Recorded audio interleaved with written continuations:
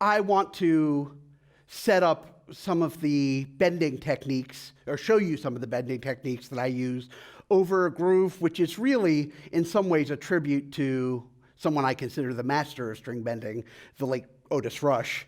It's a groove that he liked playing over. It's a medium slow blues with a bass line. I might as well show you the bass line.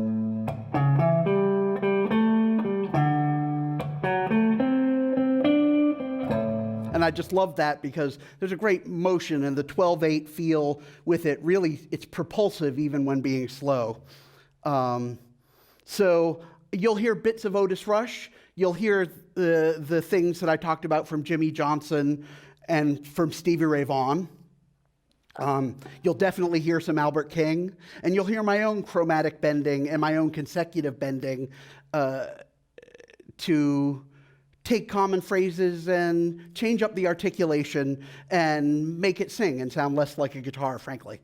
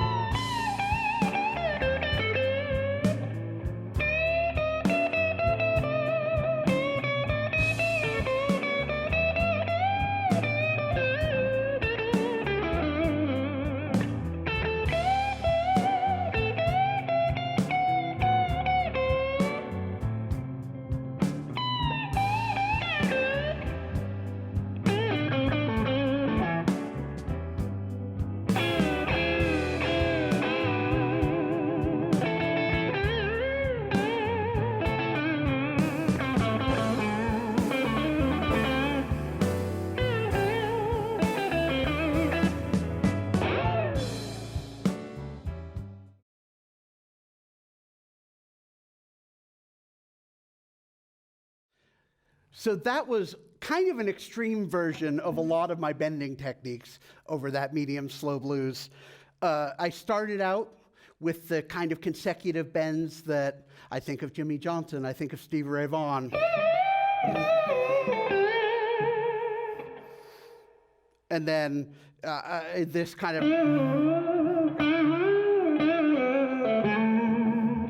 So what I'm doing there is I'm bending, releasing, maybe not all the way.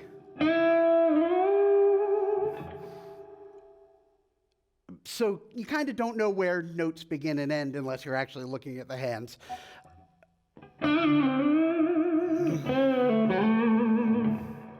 And then I'm also using some of those chromatic bends, which is great because it creates tension. Like over the 4 chord,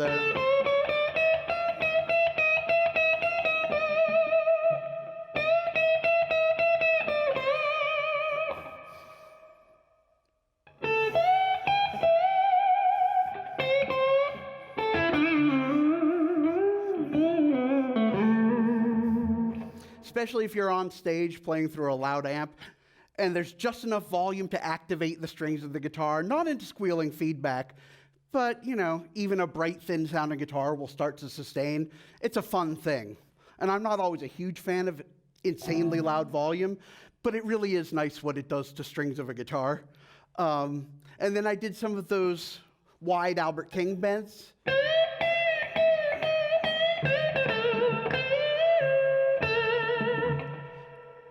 Which I have an ongoing argument with a friend of mine out in California.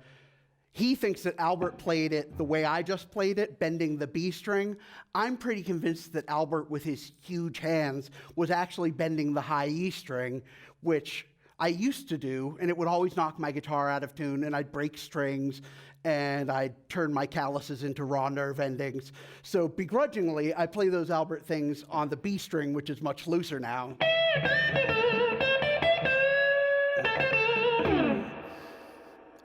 And then some of those pre-bent, again, thinking about Hendrix on Red House.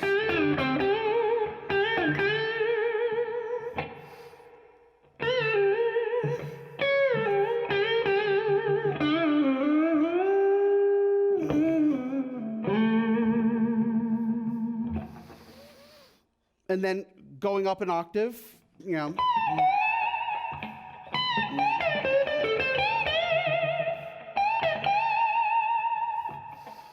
You hear how I'm bending both strings at once, but not playing them together. And I did one of my favorite slide bends. There's going to be a whole lesson about that later, but and that's one of my favorite sounds. And then later on, I did one of those, which is easier than the slide sound I played earlier because I'm using all 4 fingers to bend 3 strings. So I have my middle finger, ring finger, and pinky actually playing the strings, and I'm using the first finger to reinforce all of that. So in essence, I'm basically pushing the strings around with my entire fist. And, that's a very whammy bar sound, where it's not perfectly in tune. It's not a full chord moving in exact parallel, but it is this kind of slightly seasick wobble, and I really love that. So, yeah, I think that covers most of what I did. I definitely did some of those chromatic bends over one of the 4 chords where I went from bending the 5th to the flat 7, and then from there bending the 5th to the 6th. It's a sound I really like over the 4 chord. Or that's from the root note, bent up to the flat 7, and then back down, releasing the bend without hearing the release. And then chromatically up to the 6 from there. Again, just trying to liberate the phrasing from linear scales and strings and frets into something surprising. There's a lot you can do with bending strings. It's one of my favorite things.